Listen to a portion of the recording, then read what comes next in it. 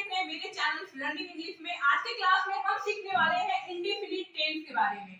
Present indefinite tense के बारे में आज हम सीखेंगे कि प्रेजेंट इंडेफिनिट टेंस की पहचान क्या होती है, इसके रूल्स क्या होते हैं, कैसे हम सेंटेंसेस बनाते हैं, इसमें कौन सा हेल्पिंग वर्ड यूज होता है, कैसे हम नेगेटिव सेंटेंस, कैसे हम क्वेश्चंस करेंगे, या कैसे हम पहचानेंगे कि कोई भी सेंटेंस, कोई भी हिंदी का सेंटेंस वो हमारा प्रेजेंट इंडेफिनिट टेंस का है। तो आज के क्लास में हम ये सब सीखने वाले हैं। अगर आपको जरा सा भी सिंपल टेंस को लेके थोड़ा सा भी आपको कोई डाउट रहता है तो आज की क्लास में सारे डाउट क्लियर होने वाले हैं। इस वीडियो में लास्ट तक बने रहिएगा मेरे साथ। बस करते हैं लेसन की शुरुआत। तो प्रेजेंट इंडेफिनिट टेंस को हम प्रेजेंट सिंपल टेंस भी कहते हैं। चाहे आप प्रेजेंट इंडेफिनिट टेंस कह लीजिए, चाहे आप प्रेजेंट सिंपल टेंस कह लीजिए, दोनों का मतलब सेम होता है। अब हम आते हैं कि इसकी पहचान क्या होती है। कोई भी हिंदी का सेंटेंस है, आप उसे देख के कैसे पहचानेंगे कि ये सेंटेंस इंडेफिनिट टेंस का है। ओके, तो कोई भी हिंदी का सेंटेंस जिसके लास्ट में ता है, ती है, ते है, ता हूं, ती हूं आए, वो हमारा प्रेजेंट इंडेफिनिट टेंस का सेंटेंस होता है। जैसे मैंने यहाँ पे कुछ एग्जांपल्स लिखे हुए हैं। वह इंग्लिश बोलता है, कौन सा साउंड आ रहा है? ता है। मैं तुम्हें जानती हूँ, कौन सा साउंड आ रहा है? ती। लास्ट में हमारा क्या आ रहा है? ती।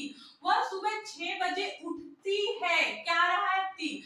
तो आप देख सकते हैं जितने भी यहाँ पे मैंने 3 एग्जांपल्स लिखे हुए हैं, तीनों के लास्ट में हमें कैसा साउंड मिल रहा है? ता है, ती है, ते है, और लास्ट में हमें ता है, ती है, ते है। तो हमें यही हमारी इंडेफिनिट टेंस की यही पहचान होती है कि कोई भी हिंदी का सेंटेंस जिसके लास्ट में ता है, ती है, ते है। फॉर एग्जाम्पल, मैं एक बैंक में काम करता हूँ, मैं सुबह 6 बजे उठती हूँ, वे लोग फुटबॉल खेलते हैं, वो मेरे बगल में रहता है, वे लोग दिल्ली में रहते हैं, मैं मूवी देखता हूँ, मैं खाना बनाती हूँ। तो आप देख सकते हैं जितने भी मैंने अभी सेंटेंसेस बोले हैं, पूरे सेंटेंस में कौन सा क्या आ रहा है? हमारा ता है, ती है। तो हिंदी प्रेजेंट इंडेफिनिट टेंस की यही पहचान होती है कि कोई भी हिंदी का सेंटेंस जिसके लास्ट में ता है, ती है, ते है आए, वो हमारा प्रेजेंट इंडेफिनिट टेंस का सेंटेंस होता है। आई होप क्लियर हो गया होगा। अब हम आते हैं इसके यूज पे कि प्रेजेंट इंडेफिनिट टेंस का हम कहाँ पे यूज करते हैं, किन सिचुएशंस में हम सिंपल टेंस को यूज करते हैं, किस टाइप के हम सेंटेंसेस बनाते हैं प्रेजेंट इंडेफिनिट टेंस की हेल्प से। तो जब भी हम अपनी आदतों के बारे में बात करते हैं, अपनी हैबिट्स के बारे में बात करते हैं, या अपने रूटीन के बारे में बात करते हैं, ऐसा कोई काम जो हम रोज करते हो, तो वहां पे हम प्रेजेंट इंडेफिनिट टेंस यूज करते हैं। ओके, जैसे आप सुबह से लेकर शाम तक जगने से लेकर सोने तक आप जो भी काम करते हैं, वो जितने भी सेंटेंस बनेंगे वो हमारी किसकी हेल्प से बनेंगे? प्रेजेंट इंडेफिनिट टेंस की हेल्प से बनेंगे। आई होप कि आपको अभी समझ में नहीं आ रहा है। बस आप सिंपल सा ये समझिए कि कोई भी काम जो आप रोज करते हो, या कोई काम जो आपकी आदत हो, कि मुझे गाना सुनने की आदत है, मुझे खाना बनाने की आदत है, मुझे लेट से सोने की आदत है, या मुझे बाहर दोस्तों के साथ घूमने जाने का आदत है, या मुझे शॉपिंग करने की आदत है। तो कोई भी काम जो आप डेली करते हो, आपकी रूटीन हो, आपको स्केड्यूल हो आपकी, तो वहां पे हम प्रेजेंट सिंपल टेंस यूज करते हैं। ओके, डेली रूटीन्स बताने के लिए ऐसा कोई काम जो आप रोज करते हो, वहां पे हम प्रेजेंट सिंपल टेंस यूज करते हैं। जहां पे हम अपनी आदतों के बारे में बात करते हैं कि कोई काम आपका करने का आदत है, तो वहां पे आप सिंपल टेंस यूज करते हैं। ओके, आई होप क्लियर हो गया होगा कि हम प्रेजेंट इंडेफिनिट टेंस का कहां पे यूज करते हैं। आते हैं हम इसके रूल्स पे कि अब सेंटेंसेस बनाने के रूल्स क्या होते हैं, कैसे हम पॉजिटिव सेंटेंस बनाते हैं, कैसे हम नेगेटिव सेंटेंस बनाते हैं, हम कैसे क्वेश्चंस करते हैं, या प्रेजेंट इंडेफिनिट टेंस में किस टाइप का कौन सा हेल्पिंग वर्ड होता है। तो पहले हम देखेंगे रूल्स पॉजिटिव सेंटेंस बनाने के लिए। पॉजिटिव सेंटेंस का मतलब होता है सकारात्मक सेंटेंस जिसमें कोई नहीं या कोई क्वेश्चंस नहीं होता है, एक सिंपल सा सेंटेंस होता है, उसे हम पॉजिटिव सेंटेंस बोलते हैं। तो पॉजिटिव सेंटेंस बनाने का हमारा स्ट्रक्चर होगा, पहले हमारा आएगा सब्जेक्ट। सब्जेक्ट का मतलब होता है जो काम करता है। ओके, फिर उसके बाद हमारा आएगा मेन वर्ड। मेन वर्ड का मतलब कोई काम जो होता है, जैसे मैं कहूँ कि मैं खाना बनाती हूँ, तो इसमें काम क्या हो रहा है? खाना बनाने का। मैं टीवी देखती हूँ, इसमें कौन सा काम आ रहा है? टीवी देखने का। ओके, तो मेन वर्ड का मतलब होता है, इसकी हिंदी मतलब होती है एक्शन, क्रियाएं, जो हम काम करते हैं, सोना, बैठना, उठना, खाना पीना, दौड़ना, खेलना, तो ये हमारे क्या होते हैं? मेन वर्ड होती हैं। तो पॉजिटिव सेंटेंस बनाने के लिए पहले हम क्या, यहाँ पे हमारा क्या आएगा, सब्जेक्ट, उसके बाद मेन वर्ड की फर्स्ट फॉर्म यूज करेंगे। प्रेजेंट इंडेफिनिट टेंस में जब भी हम पॉजिटिव सेंटेंस बनाएंगे तो मेन वर्ड की फर्स्ट फॉर्म के साथ हम एस और ईएस लगाएंगे, उसके बाद आएगा हमारा object. Okay, I hope clear हो गया होगा कि पॉजिटिव सेंटेंस बनाने की स्ट्रक्चर्स क्या है, सब्जेक्ट, मेन वर्ड की फर्स्ट फॉर्म, उसके साथ हमें क्या लगाना है, एस एंड ईएस। ओके, अब ये एस और ईएस कब लगाना है, ये सब्जेक्ट पे डिपेंड करता है कि हमारा सब्जेक्ट क्या है। अगर सब्जेक्ट सिंगुलर होगा तब हम एस और ईएस लगाएंगे, अगर हमारा सब्जेक्ट प्लूरल होगा तो हम एस और ईएस नहीं लगाएंगे। जैसे अगर सब्जेक्ट सिंगुलर होगा, सिंगुलर का मतलब एक वचन, जब हम किसी एक बंदे के बारे में बात करते हैं तो उसे हम सिंगुलर सब्जेक्ट कहते हैं। जैसे ही, सी, इट या एनी नेम, जैसे रिया, राहुल, रोहन, जब हम किसी एक बंदे के बारे में, किसी एक व्यक्ति के बारे में बात करते हैं तो उसे हम सिंगुलर सब्जेक्ट कहते हैं। तो उसके साथ हमें वर्ड में हमें क्या लगाना है, एस और ईएस। वर्ड की मेन वर्ड की फर्स्ट फॉर्म के साथ हमें लगाना है एस और ईएस अगर सब्जेक्ट सिंगुलर होगा तब। अगर हमारा सब्जेक्ट प्लूरल होगा, जैसे they, we, I, you, plural subject का मतलब होता है बहुवचन, जिसे हम हिंदी में बोलते हैं बहुवचन। जब हम किसी एक से ज्यादा बंदे के बारे में बात करते हैं, जैसे राहुल एंड रोहन, रिया, रीता एंड गीता, तो उसे हम प्लूरल सब्जेक्ट कहते हैं। तो प्लूरल सब्जेक्ट के साथ हम एस और ईएस नहीं लगाएंगे। सिंगुलर सब्जेक्ट रहेगा तब हम एस और ईएस लगाएंगे मेन वर्ड की फर्स्ट फॉर्म के साथ, प्लूरल रहेगा तो हम नहीं लगाएंगे, जैसे they, we, I, you. Okay, I hope clear हो गया होगा। मैंने यहाँ पे कुछ एग्जांपल्स लिखे हुए हैं, जैसे वह इंग्लिश बोलता है, तो वह क्या हमारा सिंगुलर सब्जेक्ट है, किसी हम एक व्यक्ति के बारे में बात कर रहे हैं तो वह की इंग्लिश क्या हो जाएगी, ही, क्योंकि हम किसी लड़के के बारे में बात कर रहे हैं। वह इंग्लिश बोलता है तो हमारा वह की इंग्लिश क्या हो जाएगी, ही। बोलने को हम इंग्लिश में स्पीक बोलते हैं, स्पीक हमारा मेन वर्ड, ये फर्स्ट फॉर्म है, वर्ड की फर्स्ट फॉर्म। अगर हम सिंगुलर सब्जेक्ट के बारे में बात करेंगे तो हमें क्या लगाना, वर्ड में एस और यूज लगाना है। तो स्पीक में हमारा क्या लग जाएगा, यहाँ पे एस लग जाएगा, ही स्पीक्स इंग्लिश, तो हमारा सेंटेंस क्या बनेगा, ही स्पीक इंग्लिश। ओके, अब हम आते हैं सेकेंड, हमारा क्या है एग्जांपल, वह सुबह 6 बजे उठती है। किसी लड़की के बारे में बात हो रहा है तो वह की क्या हो गया, वह की इंग्लिश क्या होगा, यहाँ पे सी होगा। किसी सिंगुलर सब्जेक्ट के बारे में बात कर रहे हैं और उठने को इंग्लिश में हम गेट अप बोलते हैं, तो हम सिंगुलर सब्जेक्ट के बारे में बात कर रहे हैं तो गेट में हम क्या लगाएंगे, यहाँ पे एस लगा देंगे। तो she gets up at 6 o'clock।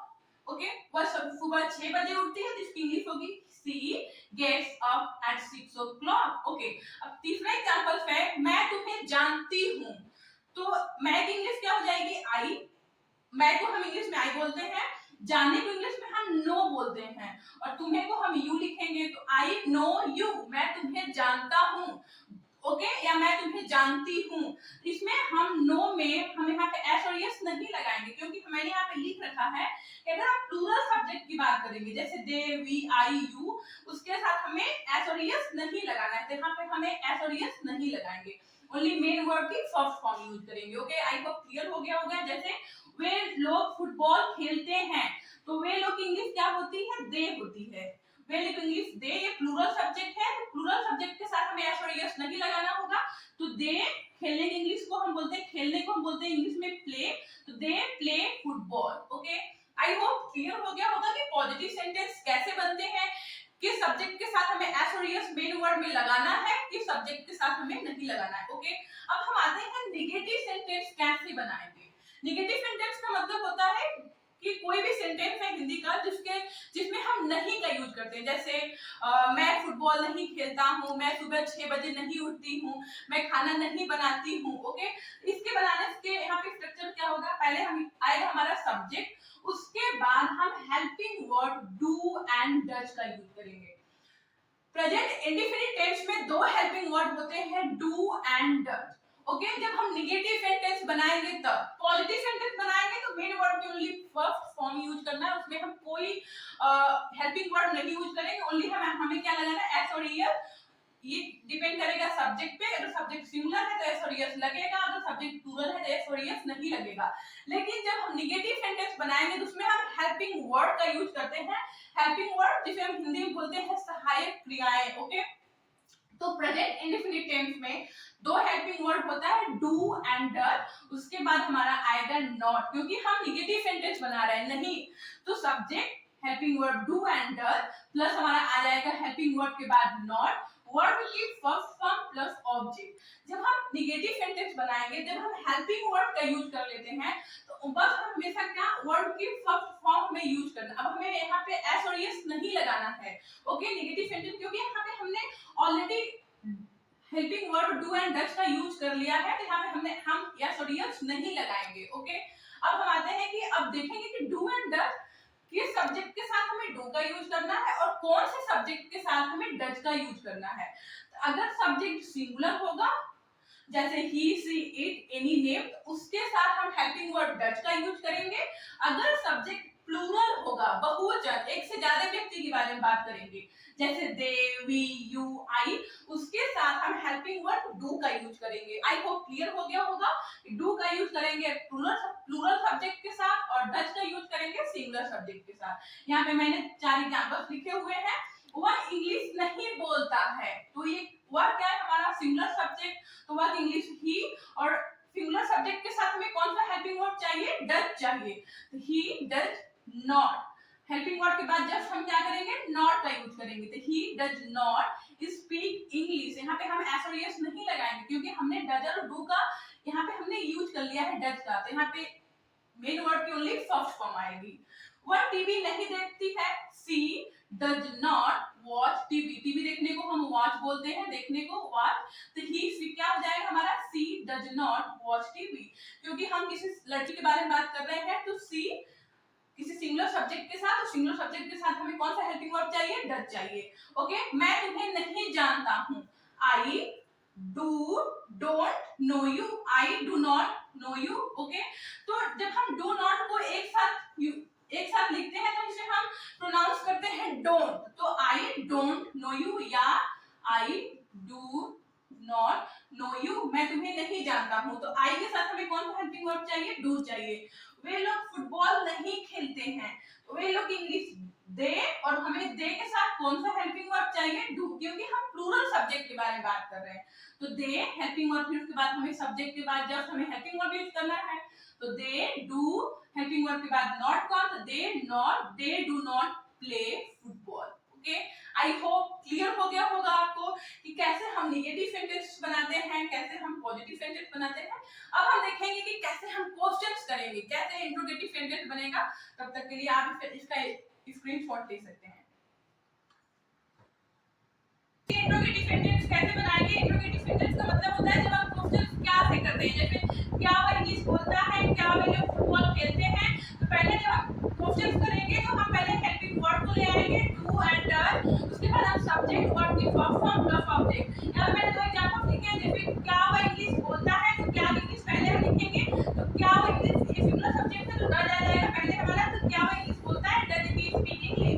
क्या वे लोग फुटबॉल खेलते हैं, प्लूरल सब्जेक्ट के बारे में बात करें, डू को हम पहले ले आएंगे, तो do they play football, okay. अब हम देखेंगे इंट्रोगेटिव नेगेटिव सेंटेंस कैसे बनाएंगे। तो क्या करना है, बस सब्जेक्ट के बाद हमें नॉट का यूज करना है, नॉट का यूज कर देना है, जैसे क्या वह इंग्लिश नहीं बोलता है, does he not speak English, okay. अब हम देखेंगे क्वेश्चन वर्ड वाले सेंटेंसेस कैसे बनाएंगे। क्वेश्चन वर्ड का मतलब जिसमें क्या, कहां, कैसे, क्यों का यूज होता है। तो जैसे तुम कहां रहते हो, तुम कब पूछते हो, उसके लिए फिर हमारा स्ट्रक्चर हो जाएगा, पहले क्वेश्चन वर्ड, उसके बाद हम helping word do and does, उसके बाद हमारा आएगा सब्जेक्ट और वर्ब की फर्स्ट फॉर्म, ओके। जैसे आप कहां रहते हैं, इसकी इंग्लिश क्या हो जाएगी, पहले हम क्वेश्चन वर्ड की इंग्लिश लिखेंगे, तो कहां की इंग्लिश होती है वेयर, उसके बाद हेल्पिंग वर्ड डू, उसके बाद सब्जेक्ट, उसके बाद वर्ब की फर्स्ट फॉर्म, तो where do you live. I hope कि मैंने जितने भी कंसेप्ट मैंने आपको बताए हैं, आपको सारे क्लियर हो गए होंगे। अगर मेरी वीडियो आपको अच्छी लगी है, तो मेरे चैनल को सब्सक्राइब करने के बाद एक छोटा सा बेल